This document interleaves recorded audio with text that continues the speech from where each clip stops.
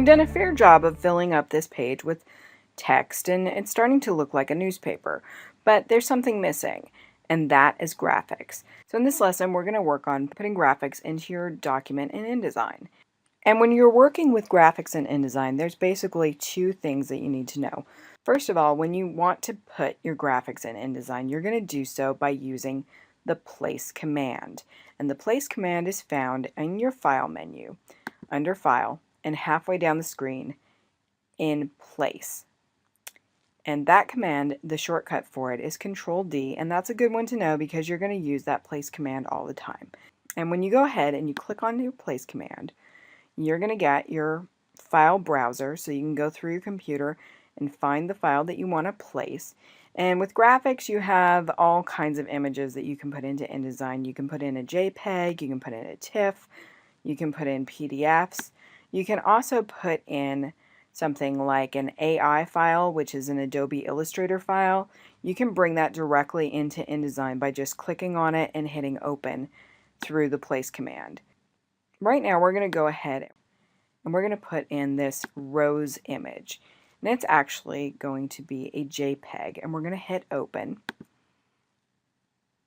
And because we have a frame selected already, it's going to place it directly in there. But we don't want it there, so we're going to Control Z out. And when we do that, we're going to get this cursor loaded up with our image. And what that's showing us is that we have an image that's ready to place. But in order to place it, we either have to click and drag where we want the image to go, or in our case, we have this placeholder right here that's sitting there waiting to go.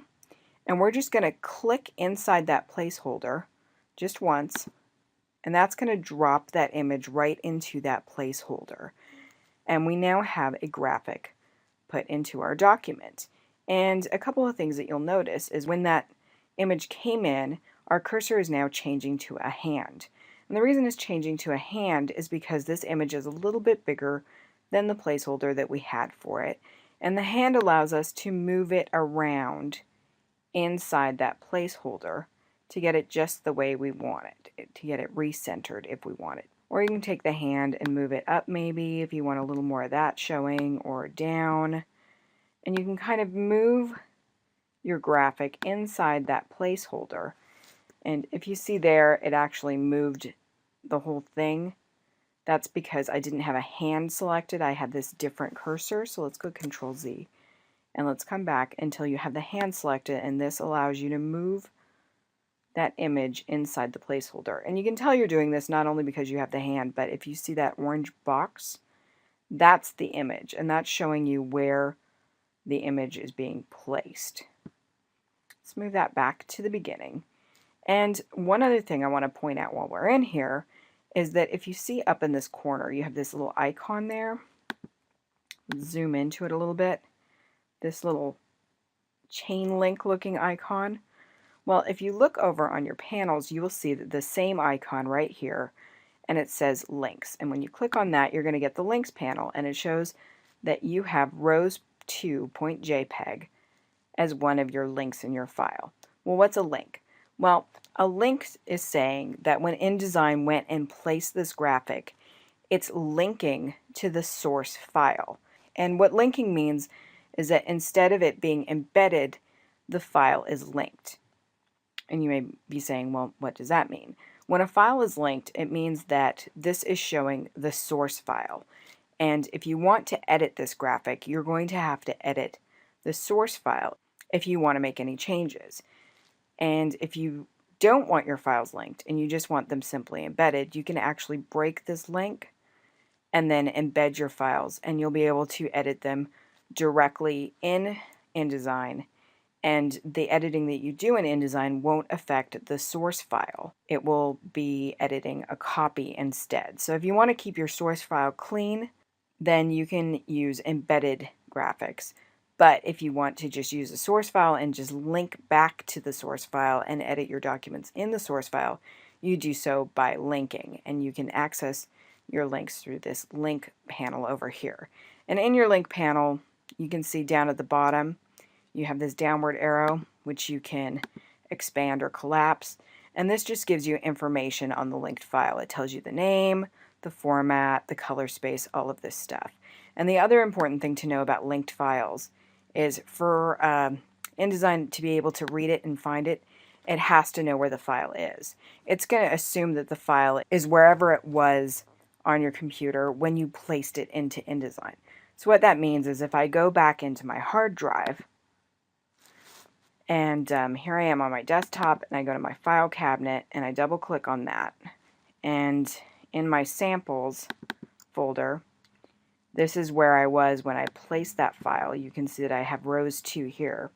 If I move this file to a different folder on my computer, if I move it directly to the desktop, well, InDesign isn't going to know where it is now. So when I go back to InDesign and I click on this, you now see that it has a question mark because it doesn't know where the file is. And it says missing, click to relink. So you can go ahead and click it, and then that will take you back to your file browser. And remember, I put it on the desktop, so I just go to desktop and come down to rows, double click on that, and now it's relinked the file. You can tell because the link is back in place. So just remember, if you have your files linked in InDesign and you move your source files around, you're going to have to relink them in InDesign. And if you want to get around that, you're going to have to embed your files.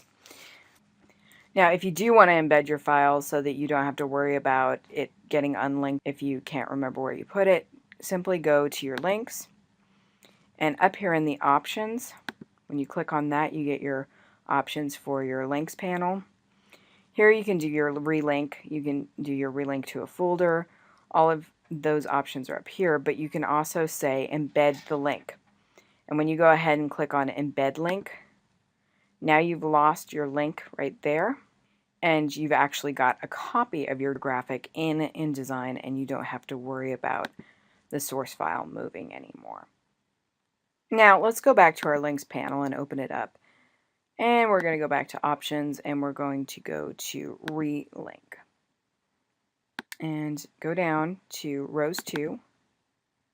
And now we have our graphic relinked in InDesign. And why do we do this? Well, I want to show you how you can actually edit your file in the source file if you have a link graphic in InDesign.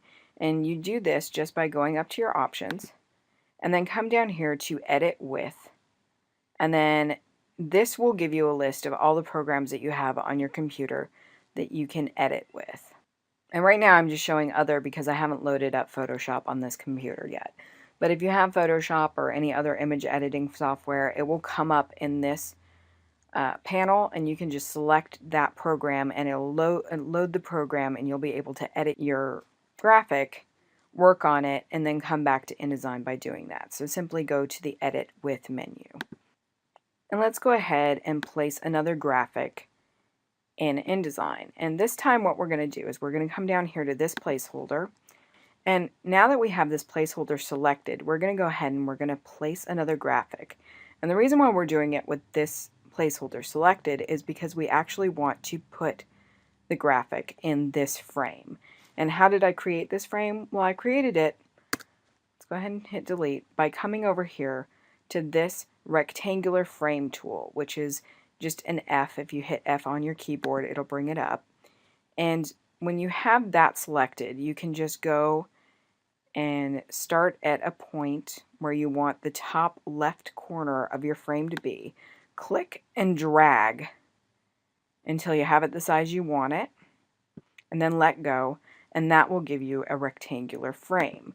Now come over to your select tool and make sure your frame's selected, and then you're going to go back over to place. Once again, go through your file browser and find an image. Go ahead and open that image, and it's going to place that image into the frame. Now this isn't exactly fitting perfectly. However you want to fit this object into your frame, you can do so by coming up to Object on your menu bar, clicking on that, and then coming down to Fitting. And then under the Fitting menu, you're going to have your different options. You can fill the frame proportionally, and that's exactly the same way as you placed it in. You can come down to Fit Content Proportionally, and this doesn't stretch it, but it leaves a bunch of white space on either side, which we really don't like very much. So now we're going to go back up to Object, and go back to fitting and say fit frame to content, and that just made your frame smaller, but it kept your content the same size. Let's go back to Control Z and go back to our original.